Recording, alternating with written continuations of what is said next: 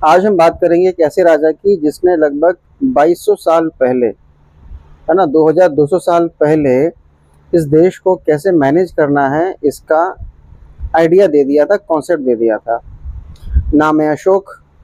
चंद्रगुप्त मौर्य के नाती हैं वो। तो अशोक ने क्या किया, 261 ईसा पूर्व में, बीसी में कलिंग को जीत लिया। कलिंग को जीतने के बाद उन्होंने भौगोलिक भारत को जीत लिया था। उनका साम्राज्य हिंदुकुश पर्वतमाला, हिमालय पर्वतमाला से लेकर दक्षिण में जो समंदर है, हिंद महासागर, वहां तक फैल गई थी। हालांकि तकनीकी रूप से देखा जाए तो कुछ इलाके छूट गए थे, है ना, जहां पर चोल, चेर, पांड्य वगैरह रहते थे। लेकिन मोटे मोटे तौर पर 99% इंडिया का, यानी कि ज्योग्राफिकल इंडिया का जो पार्ट है, वो उन्होंने कैप्चर कर लिया था। अब उनके सामने चुनौती थी, वो ये थी कि वो कैसे इस बात को सुनिश्चित करें, इंश्योर करें कि इतने डाइवर्स एम्पायर को यूनिफाई किया जाए।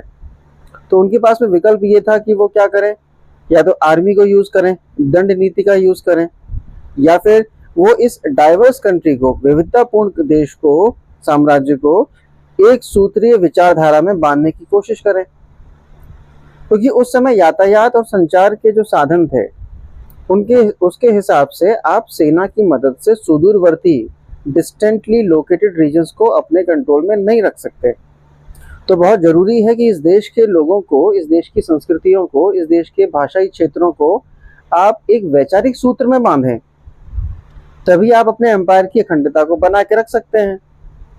तो इसी कंटेक्स्ट में अशोक ने धम्म नीति, पॉलिसी ऑफ धम्मा प्रोपाउंड की थी, और उसमें उन्होंने बहुत ही बेसिक से व्यवहार के कुछ प्रिंसिपल्स बता दिए थे कि एक व्यक्ति को एक दूसरे के साथ कैसे व्यवहार करना है। बड़ों का सम्मान करना है, छोटों से स्नेह रखना है, जो कमजोर है उनके प्रति आपको दया भाव रखना है, जिनके विचार आपसे मेल नहीं खाते उनके प्रति आपको सहिष्णुता रखनी है। और यही करते हुए आप अपने साम्राज्य में, अपने अपने समाज में अखंडता ला सकते हैं, एकता ला सकते हैं। तो अब समझिए कि आज से लगभग 2200 साल पहले अशोक ने वो प्रिंसिपल, वो आइडियाज दे दिए थे जो इस देश को, जो देश उस समय इस अभी के वर्तमान से भी बहुत ज्यादा बड़ा था, डाइवर्स था, अभी तो फिर भी आपने समाज में कल्चर को यूनिफाई कर दिया है ना। अभी भी आपके पास जो कम्युनिकेशन टूल्स हैं, आपके पास जो ट्रांसपोर्टेशन जो टूल्स हैं, उनके बेसिस पर आपने चीजों को यूनिफाई कर दिया है। उस समय तो लोग अपने गांव से नहीं निकलते होंगे। उस टाइम पर इस व्यक्ति ने ये बता दिया था कि डाइवर्स एम्पायर को यूनिफाई कैसे किया जाता है।